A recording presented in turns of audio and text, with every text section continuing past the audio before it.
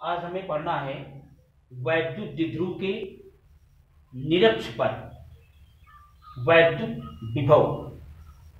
वैद्युत द्विध्रुव आपने पहले ही पढ़ा है कि अगर दो परिमाण में बराबर और विपरीत आवेश एक दूसरे से अति अल्प दूरी पर स्थित हो तो इस समायोजन को क्या कहते हैं? वैद्युत द्विध्रुव, इलेक्ट्रिक डाइपोल बोलते हैं। हमें क्या ज्ञात करना है?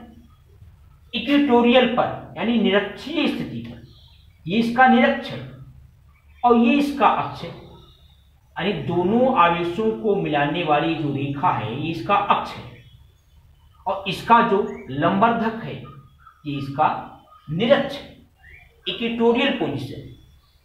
तो हमें निरक्षीय स्थिति में यहां से r दूरी पर कोई पॉइंट है, उस पॉइंट पर हमें वैद्युत विभव की गणना करनी है।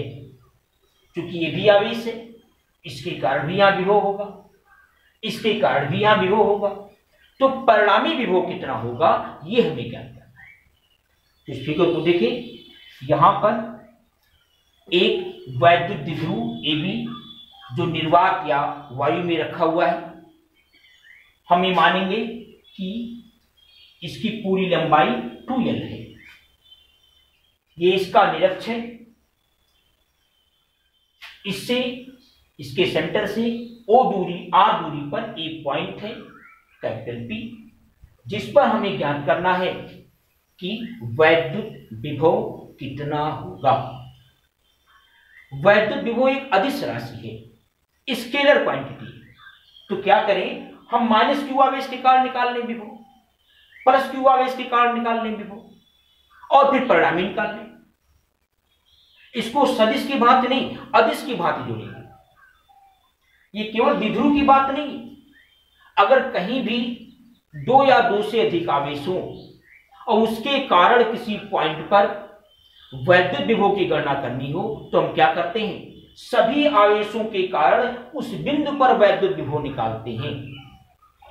यहां पर आवेश का मान चिन्ह सहित रखना अनिवार्य है। तो सभी आवेशों के कारण, जैसे मान लें एक आवेश यहां है, एक आवेश यहां है, एक आवेश यहां है, ये मान लो Q1 आवेश है, ये मान लो -Q2 है, ये Q3 है, हमें यहां पर निकालना है वैद्युत विभव। तो क्या करेंगे? इसके कारण यहां पर निकालेंगे, ये दूरी पता होना चाहिए, इसके कारण यहां निकालेंगे, इसके कारण यहां निकालेंगे और फिर सबको जोड़ देंगे। आवेश का मान चिन्ह सहित रखेंगे तो जो आएगा वो इस पॉइंट पर परिणामी वैद्युत विभव कहलाएगा।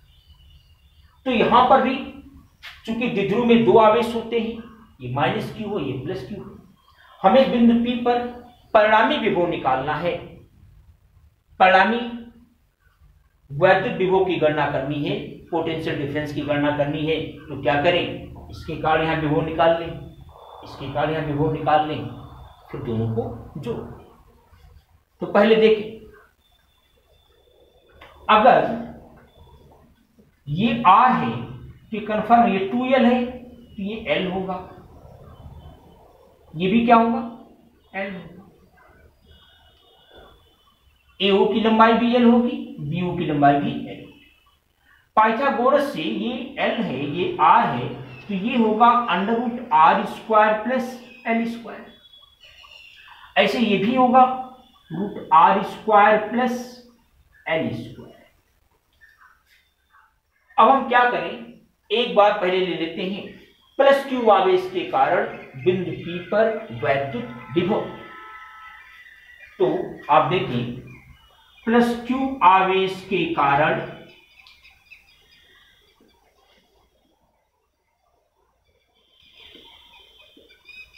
बिंदु P पर वैद्युत विभव अगर V1 मान लें, +Q आवेश के कारण बिंदु P पर वैद्युत विभव को अगर हम V1 मान लें तो V1 बराबर क्या होगा? कांस्टेंट जानते हैं 1/4 पाई एप्सिलॉन नॉट, क्योंकि निर्वात या वायु है तो एप्सिलॉन नॉट होगा। अगर के परावैद्युतांक का कोई परावैद्युत माध्यम होता, कोई कुचालक पदार्थ होता जिसका परावैद्युतांक यानी डाई इलेक्ट्रिक कांस्टेंट कैपिटल के होता तो यहां पर कैपिटल के लिखा जाता। तो बी का फार्मूला क्या होता है, कांस्टेंट आवेश, आवेश क्या है क्यू, बटे दूरी, बटे दूरी। किस आवेश के कारण यहां पर निकाल रहे हो तो दूरी हमें लेनी पड़ेगी पीबी। दूरी क्या होगी, पीबी, दूरी हो जाएगी यहां पर पीबी।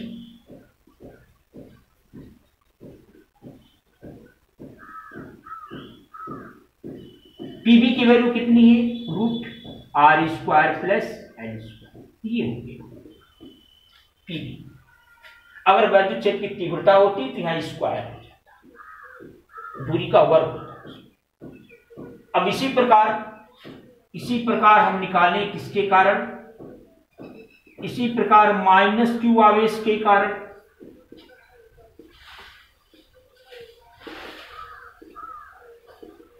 बिंदु P पर वैद्युत विभव V2 मान ले तो क्या होगा, 1/4 पाई एप्सिलॉन नॉट, क्या होगा, आवेश क्या है -q बटे दूरी, दूरी क्या होगी P, और P की लंबाई भी √r² प्लस l²।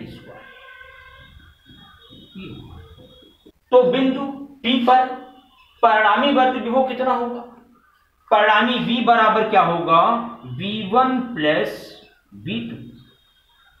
V1 का मान रखिए 1/4 pi epsilon not q/√r² plus l² plus V2 का मान रखिए, V2 कितना है 1/4 pi epsilon not -q/√r² plus l²। अब देखिए ये प्लस है या माइनस है, क्या माइनस हो जाएगा, जो ये लिखा है वो ये भी लिखा हुआ है, अर्थात V बराबर क्या आ जाएगा, 0। इसका मतलब है कि इक्वेटोरियल पर यानी निरक्षीय स्थिति में अगर कोई पॉइंट है द्विध्रुव के तो उस पर वैद्युत विभव 0 होगा।